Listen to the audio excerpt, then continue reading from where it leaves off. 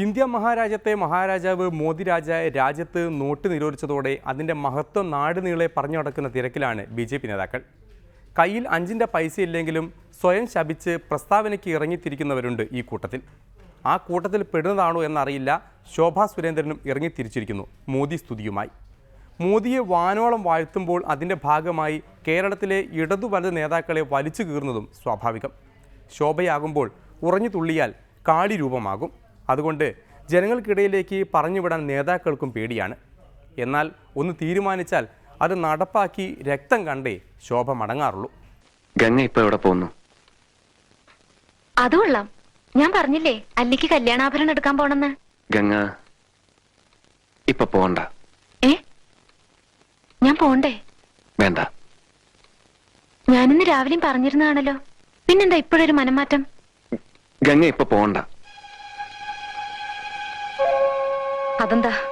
അല്ലിക്ക് ആഭരണം എടുക്കാൻ ഞാൻ കൂടെ പോയാല്? വേണ്ടെന്ന് പറഞ്ഞില്ലേ? എന്താ എന്താ ഞാൻ കൂടെ പോയാല്? പോകണ്ട. വിടമാട്ടെ. ഞങ്ങൾ കരുതിയത് ഇന്ത്യയുടെ പ്രധാനമന്ത്രി കള്ളനോട്ടടിക്കാരെ നിയന്ത്രിക്കാൻ, കള്ളപ്പണക്കാരെ നിയന്ത്രിക്കാൻ, ഇന്ത്യയുടെ സമാന്തര സാമ്പത്തിക വ്യവസ്ഥ സൃഷ്ടിച്ചുകൊണ്ടിരിക്കുന്നവരെ അവരെ ഈ ഭൂമുഖത്ത് തുറന്നു കാണിക്കാൻ അദ്ദേഹം എടുത്ത ഈ തീരുമാനത്തെ ഹൃദയപൂർവ്വം സ്വീകരിക്കാൻ ഏറ്റവും ആദ്യം മുന്നോട്ട് വരിക പാവപ്പെട്ടവന്റെ പാർട്ടി എന്ന് അവകാശപ്പെടുന്ന ഈ CPIM ആയിരിക്കും എന്നാണ് ഞങ്ങൾ കരുതിയത്.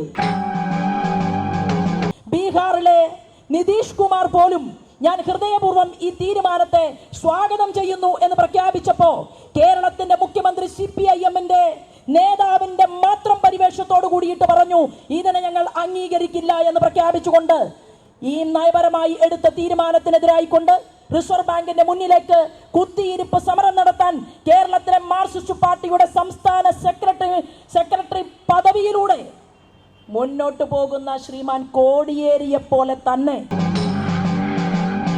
കേരളത്തിന്റെ ബഹുമാനപ്പെട്ട മുഖ്യമന്ത്രി നടന്നു നീങ്ങുന്ന കാഴ്ച എനിക്കും നിങ്ങൾക്കും കാണേണ്ടി വന്നു എന്ന് പറഞ്ഞാൽ അതിനർത്ഥം കള്ളനോട്ടടിക്കാരുടെയും കള്ളപ്പണക്കാരുടെയും അതുപോലെ തന്നെ 4000 കോടി രൂപയിലധികം പാർട്ടിക്ക് സ്വന്തമായി ആസ്തിയുള്ള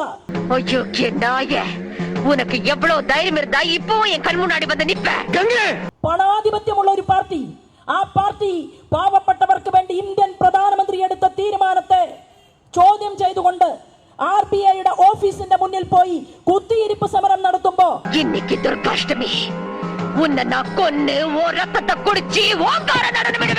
അവളെ 3 വയസ്സ് തികയും മുമ്പേ മുത്തശ്ശിയുടെ കയ്യിലേക്ക് വലിച്ചെറിഞ്ഞിട്ട് ഉന്നത ഉദ്യോഗത്തിന്റെ തിരക്കുമായി കൽക്കട്ടയിലേക്ക് പോയ അച്ഛനമ്മമാർ. അച്ഛന്റെയും അമ്മയുടെയും വരവും കാത്ത് ഉച്ചഗംഗ ദിവസങ്ങളോളം പടിപ്പുര വാതിലിൽ വിജനമായ വഴിയിലേക്ക് കണ്ണു നട്ടിരിക്കും. പക്ഷേ ആരും വന്നില്ല. വീട്ടിൽ സ്വന്തമായി നോട്ടെണ്ണുന്ന മിഷൻ വെച്ചിട്ടുണ്ട് എന്ന് ഇതേ സഖാക്കന്മാർ തന്നെ കളിയാക്കിയ മാണി സാറെ എടുത്തു നിർത്തി. വലതുഭാഗത്തെ ശ്രീമാൻ രമേശ് ചെന്നിത്തലയെയും ഉമ്മൻചാണ്ടി സാറിനെയും നിർത്തിക്കൊണ്ട് ഒരു സമരാഭാസം നടത്തുമ്പോ നിങ്ങൾ നിലകൊള്ളുന്നത് ഇവിടുത്തെ പാവപ്പെട്ടവർക്ക് വേണ്ടിയാണോ എന്ന് CPIM-നോട് ഭാരതീയ ജനതാ പാർട്ടി ചോദിക്കാൻ ആഗ്രഹിക്കുകയാണ്. നിങ്ങൾ നിലകൊള്ളുന്നത് സാധാരണക്കാരന് വേണ്ടിയല്ല. ആരാ നിങ്ങളുടെ മുഴുവൻ സമയ പ്രവർത്തകന്മാർക്ക് ശമ്പളം കൊടുക്കുന്നത്? ഉത്തരം പറയണം ശ്രീമാൻ കോടിയേരി. മാർക്സിസ്റ്റ് പാർട്ടി എല്ലായ്പ്പോഴും കേരളത്തിൽ പിരിവ് നടത്തുന്നത് എങ്ങനെയാ? പാട്ട കുലുക്കിയിട്ടാണ് നിങ്ങൾ പിരിക്കുന്നത്. നിങ്ങൾക്ക് റെസീറ്റ് ബുക്ക് വെച്ച് പിരിക്കുന്നതല്ല പഥ്യം. എന്താ കാരണമെന്നറിയുമോ? കോഴിക്കോട് ജില്ലാ സെക്രട്ടറി തീരുമാനിക്കുകയാണ്, ഞങ്ങളൊരു 30,000 വരുന്ന പ്രദേശങ്ങളിൽ പാട്ട കുലുക്കിയിട്ടുണ്ട്. ആ കുലുക്കിയ പാട്ടയില് ലക്ഷക്കണക്കിന് രൂപ കിട്ടിയിട്ടുണ്ട്. പറയാൻ എളുപ്പമാണല്ലോ, കാരണം പാട്ട കുലുക്കിയാൽ പാട്ടയിൽ വീഴുന്ന നോട്ടുകളുടെ കണക്ക് അത് 1000 രൂപ കിട്ടിയാലും അത് 10 ലക്ഷം കിട്ടിയെന്ന് കണക്കെഴുതാൻ ജില്ലാ സെക്രട്ടറി തീരുമാനിച്ചാൽ അങ്ങനെ കണക്കെഴുതിയിട്ട് മുന്നോട്ട് പോകുന്ന പാരമ്പര്യമാണ് മാർക്സിസ്റ്റ് പാർട്ടിക്കുള്ളതെങ്കിൽ ഞങ്ങൾ ചോദിക്കുന്നു, നിങ്ങളുടെ പാർട്ടിക്ക് എത്ര ഭൂമിയുണ്ട് കേരളത്തിൽ? നിങ്ങളുടെ പാർട്ടിയുടെ നേതൃത്വത്തിലുള്ള ഭൂമിയുടെ വിവരം, നിങ്ങളുടെ പാർട്ടിയുടെ സ്വന്തമായിട്ടുള്ള ആസ്തി, ഇതിനെക്കുറിച്ച് ഈ കേരളത്തിലെ ജനപക്ഷത്ത് ഒന്ന് തുറന്നു പറയാൻ കേരളത്തിന്റെ ബഹുമാനപ്പെട്ട ഇന്നത്തെ മുഖ്യമന്ത്രി സഖാവ് പിണറായിക്ക് തന്റെ ഇടമുണ്ടോ എന്ന് ഞങ്ങൾ ചോദിക്കുകയാണ്. അത് പാർട്ടിയുടെ സഖാക്കന്മാരെ കൊണ്ട് പറയിപ്പിച്ചാൽ മതി. അതിന് നിങ്ങൾക്ക് സാധിക്കുമോ? உனக்கு எவ்வளவு தைரியம் இருந்தா இப்போ என் கண் முன்னாடி வந்து நிப்ப. ഗംഗ SSLCക്ക് പഠിക്കുന്ന കാലം. ഗംഗയായിരുന്നു ആ സ്കൂളിന്റെ റാങ്ക് സ്വപ്നം. പരീക്ഷയ്ക്കുള്ള തത്രപ്പാടിനിടയിൽ ഗംഗ അറിയുന്നു കൽക്കട്ടയിലെ പ്രസിദ്ധമായ ഒരു കോളേജിൽ അഡ്മിഷൻ ശരിയാക്കിയിട്ട് അച്ഛനമ്മമാർ വരുന്നു തന്നെ കൽക്കട്ടയിലേക്ക് പറിച്ചു നടാൻ. ആ കൊച്ചു മനസ്സ് പിടഞ്ഞു. പഠിപ്പ് നിർത്തിവെച്ച് രാത്രികളിൽ ഉറക്കമില്ലാതെ ഗംഗ അലഞ്ഞു നടന്നു. ഒരു ദിവസം രാത്രി ചർച്ചയില് മാർക്സിസ്റ്റ് പാർട്ടിയിലെ കാസർഗോഡിലെ MP കരുണാകരേട്ടൻ തുറന്നു സമ്മതിച്ചത് അദാനിയുടെ വിഴിഞ്ഞം പോർട്ടില് പണി നടക്കുന്നില്ല പോലും. എന്താ കാരണം? വിഴിഞ്ഞം പോർട്ടിലെ പണി നടത്താനുള്ള തൊഴിലാളികളെ കൊണ്ടുവരുന്ന ലോറി ഉണ്ടല്ലോ, ആ ലോറിക്കുൾപ്പെടെ ശമ്പളം കൊടുക്കാൻ സാധിക്കാതെ വിഴിഞ്ഞം പോർട്ടിലെ പണി നിർത്തിയിരിക്കുകയാണ് എന്ന് മാർക്സിസ്റ്റ് പാർട്ടിയുടെ ഉത്തരവാദിത്തപ്പെട്ട ഒരു MP പറഞ്ഞു. അപ്പൊ പിന്നെ അദാനിക്ക് നേരത്തെ വിവരം കിട്ടിയിട്ടുണ്ടായിരുന്നെങ്കിൽ എന്താ കരുണാകരേട്ട 100 രൂപയുടെ നോട്ടുകൾ അദാനിക്ക് ചാക്കിൽ കെട്ടിവെക്കാൻ പാടില്ലായിരുന്നോ ഈ കേരളത്തിന്റെ മണ്ണിൽ? ഏതൊരു വ്യക്തിക്കും സഹകരണ സംഘത്തിനകത്ത് പോയാൽ, ഞാൻ പോവുകയാണെങ്കിൽ എൻ്റെ പേരിൽ മിനിമം ഒരു 6 അക്കൗണ്ട് നമുക്ക് തുടങ്ങാം. ശോഭ സുരേന്ദ്രൻ ഒരു അക്കൗണ്ട് തുടങ്ങാം, ശോഭ ഒരു അക്കൗണ്ട് തുടങ്ങാം, ശോഭ KK ഒരു അക്കൗണ്ട് തുടങ്ങാം. ഇങ്ങനെ വിവിധ പേരുകളിൽ ഒരു വ്യക്തിക്ക് തന്നെ 1/2 ഡസനിലധികം വരുന്ന അക്കൗണ്ടുകൾ കേരളത്തിലെ സഹകരണ സംഘങ്ങളിൽ തുടങ്ങാം എന്നുള്ളതും തുടങ്ങിയിട്ടുണ്ട് എന്നുള്ളതും കേരളത്തിന്റെ ബഹുമാനപ്പെട്ട മുഖ്യമന്ത്രിക്ക് അറിവുള്ളത് കൊണ്ടാണ് 25 ലക്ഷത്തിൽ കൂടുതലുള്ള ആളുകളുടെ KYC കൊടുക്കാൻ ഞങ്ങൾ തയ്യാറാണ്, പക്ഷെ ഞങ്ങൾ സാധാരണക്കാരുടെ പേര് വിവരം കൊടുക്കാൻ തയ്യാറല്ല എന്ന് പറയുന്നത്.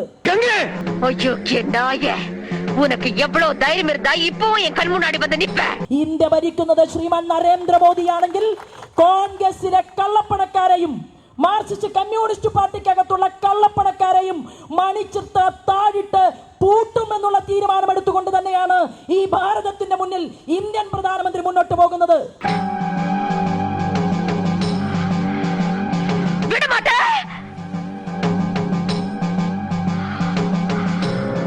മുത്തശ്ശി ഒരുക്കിയ മന്ത്രവാദ കളത്തിൽ അനുസരണയോട് അവളിരുന്നു.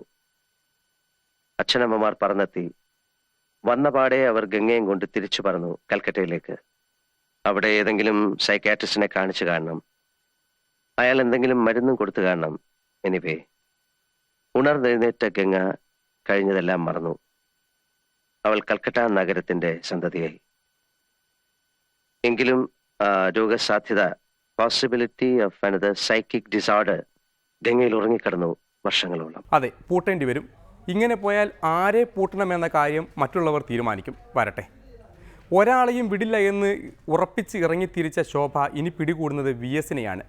മോദി തൻ്റെ വൃദ്ധയായ അമ്മയെ നോട്ട് മാറ്റത്തിൻ്റെ പേരിൽ കയ്യിൽ ചാപ്പ കുത്തിയതിനെ VS ചോദ്യം ചെയ്തതാണ് ശോഭയെ വിറളി കൊള്ളിച്ചത്. അസംബ്ലി തെരഞ്ഞെടുപ്പിൽ നിങ്ങൾ മാർക്സിസ്റ്റുകൾ ചർച്ച ചെയ്തത് ബീഫിനെ കുറിച്ചും പിന്നെ കാളയെ കുറിച്ചും പിന്നെ പശുവിനെ കുറിച്ചുമാണ്. അന്ന് അച്ചുമാമൻ എഴുതി കൊടുത്ത ഒരു കടലാസ് നോക്കിയിട്ട് അതെല്ലാം സഖാവ് അച്യുതാനന്ദൻ വായിച്ചപ്പോ ഞങ്ങൾ പറഞ്ഞു, ഇത് ഒഴിവില് ഒരു മുട്ടുശാന്തിക്കാരനായിട്ട് വന്ന ആളാണ്. ഈ മുട്ടുശാന്തിക്കാരൻ തെരഞ്ഞെടുപ്പ് കഴിയുന്നത് വരെ പ്രസംഗിക്കും, പക്ഷെ തെരഞ്ഞെടുപ്പ് കഴിഞ്ഞാൽ കേരളത്തിന്റെ മുഖ്യമന്ത്രി കസേരയിലേക്ക് 1-ാം തരം ശാന്തിക്കാരൻ വന്ന് ചാർജ് എടുക്കും. അത് സഖാവ് പിണറായി വിജയനായിരിക്കുമെന്ന് അന്നേ ഞങ്ങൾ പറഞ്ഞിരുന്നു. ഇപ്പൊ എഴുതി കൊടുക്കുന്നത് ഇന്ത്യൻ പ്രധാനമന്ത്രിയെ തെരുവിളിക്കാനാണ്. എന്താ എഴുതി കൊടുക്കുന്നത്? സ്വന്തം അമ്മ എന്താ പറഞ്ഞെന്നറിയുമോ?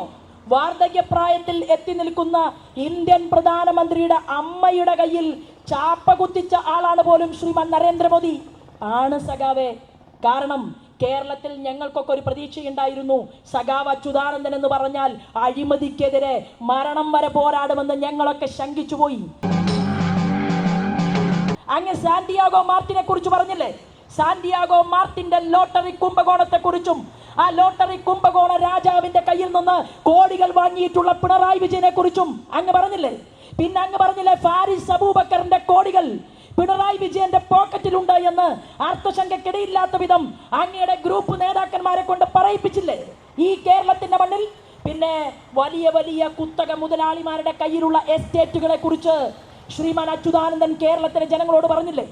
ആ അച്ചുമാമനെ കേരള നിയമസഭയ്ക്കകത്ത് കൈക്കൂലി കൊടുത്ത് ഭരണ പരിഷ്കാര കമ്മിറ്റിയുടെ ചെയർമാൻ പോസ്റ്റ് കൊടുത്ത് ഒരു കൈക്കൂലി കസേര കൊടുത്ത് അടക്കി ഒതുക്കി ഇരുത്തിയിരിക്കുകയാണ് കേരളത്തിന്റെ മുഖ്യമന്ത്രി പ്രധാനമന്ത്രി മിസ്റ്റർ പിണറായി വിജയൻ.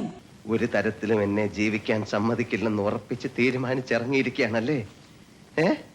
ആ പിണറായി വിജയനെതിരെ ഒന്ന് എണീറ്റ് നിന്ന് അഴിമതിയെ കുറിച്ച് ഒരു അക്ഷരം ഉച്ചരിക്കാൻ സാധിക്കാത്ത അങ്ങാണോ ഇന്ത്യൻ പ്രധാനമന്ത്രി ശ്രീമാൻ നരേന്ദ്രമോദിയെ കുറിച്ച് പറയുന്നത്? ശരിയാണ്, നരേന്ദ്രമോദിയുടെ അമ്മ ഓട്ടോറിക്ഷയിലാണ് യാത്ര ചെയ്യുന്നത്.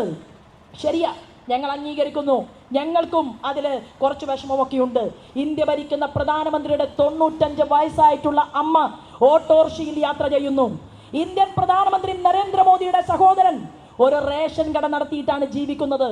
ഞങ്ങൾക്കറിയാം. ഇന്ത്യൻ പ്രധാനമന്ത്രി ശ്രീമാൻ നരേന്ദ്രമോദിയുടെ ബന്ധുക്കൾ ആരും തന്നെ സത്യപ്രതിജ്ഞ കാണാൻ വേണ്ടി വലിയ കാറും വിളിച്ച് ആ സത്യപ്രതിജ്ഞ നടക്കുന്ന ദിവസം പാർലമെന്റിനകത്തേക്ക് പോയിട്ടില്ല. ഞങ്ങൾ അംഗീകരിക്കുന്നു, ശരിയാണ്. എന്താ കാരണമെന്നറിയുമോ? അച്യുതാനന്ദൻ സാറേ, അങ്ങയുടെ മകൻ ഡോക്ടർ അരുൺകുമാർ കള്ള ഡോക്ടറേറ്റ് എടുത്ത് കള്ള സർട്ടിഫിക്കറ്റില് ഇവിടുത്തെ മാർക്സിസ്റ്റ് പാർട്ടിയുടെ കൂടെ നിന്ന് അഴിമതി നടത്തിയവരാണെങ്കിൽ ഇന്ത്യൻ പ്രധാനമന്ത്രി ശ്രീമാൻ നരേന്ദ്രമോദിയുടെ 95 വയസ്സുള്ള അമ്മ പറയുന്നു, അയൽ വീടുകളിൽ പാത്രം കഴുകി കിട്ടിയ നാണയത്തുട്ടുകൾ ചേർത്ത് വെച്ചാണ് ഞാൻ എൻ്റെ മകനെ വളർത്തിയതെങ്കിൽ പാവപ്പെട്ട പാത്രം കഴുകുന്ന കോടാനുകോടി വരുന്ന അമ്മമാർക്ക് വേണ്ടിയാണ് എൻ്റെ മകൻ ഈ തീരുമാനമെടുത്തിട്ടുള്ളത്. അത് നരേന്ദ്രമോദിയുടെ അമ്മയ്ക്ക് വേണ്ടിയല്ല, എല്ലാവർക്കും വേണ്ടി എടുത്ത തീരുമാനം. ഞാനിപ്പോ എന്താ പറഞ്ഞത്? ഇല്ല, ഒന്നും പറഞ്ഞില്ല. ഗംഗ ഒന്നും പറഞ്ഞില്ല. ഇല്ല, ഞാനിപ്പോ എന്തോ പറഞ്ഞു. പറ നകുലേട്ടാ, എനിക്ക് എന്താ നകുലേട്ടാ? നിനക്കൊന്നുമില്ല. മുതിർന്നവർ നേരത്തെ പോകണ്ട എന്ന് പറഞ്ഞത് ഇതുകൊണ്ടൊക്കെ തന്നെയാണ്. പറഞ്ഞ് കാട് കയറിയാൽ പിന്നെ എന്താ ഏതാ പറയുക എന്ന് ആർക്കും അറിയില്ല. ഒടുവിൽ ഒരാൾ പോലും ഒഴിഞ്ഞു പോയില്ല ഈ സംഹാര താണ്ഡവത്തിൽ. ഒടുവിൽ തളർന്നു പോയി പാവം.